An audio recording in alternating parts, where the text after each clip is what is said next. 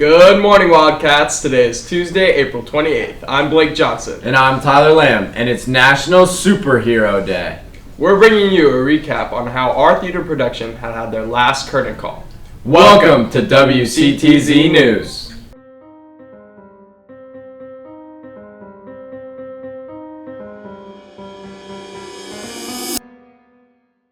The final volleyball open gym session will be held this Thursday, the 30th.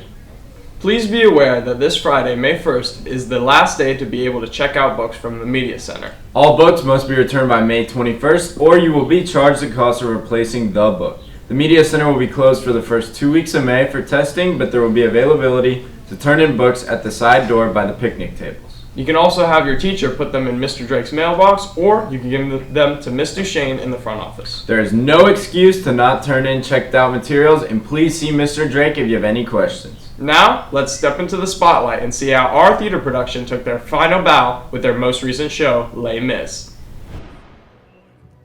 The West Shore Theater Department performed the musical Les Mis for their spring production.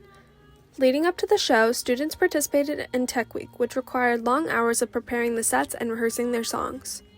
First time I've ever had Tech Week spread across 2 weeks. It was much harder.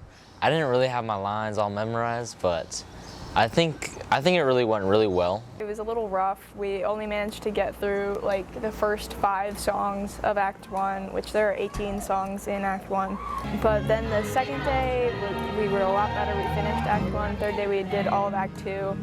And then Thursday was our first time running the whole show and the dress rehearsal. We were very unprepared. There was a lot of stuff that wasn't blocked, and we were supposed to have this planned schedule, but we didn't follow that because we were spending too much time on one thing. I think Tech Week went pretty well. It went smoother than I expected to. I think that was one of the best Tech Weeks I've ever had, honestly. I think the role really fit me well.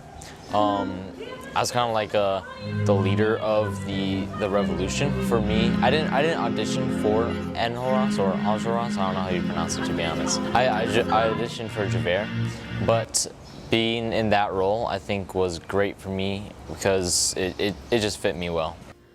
With the show being performed across 3 days, the students share their opinions on how the musical went. I think the show went really well. I think that's probably one of the best shows that West Shore has put on. Overall, the show went amazing.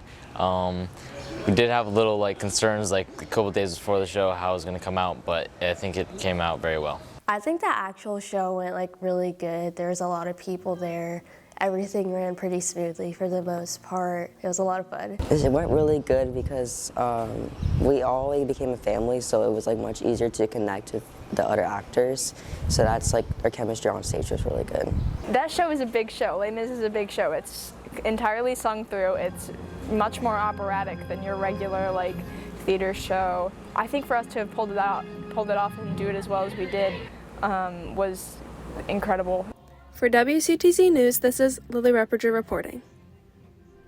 Thanks, Lily. Speaking of plays, for all our theater lovers, there will be a Summer Fine Arts Theater workshop this summer for the production The Little Mermaid.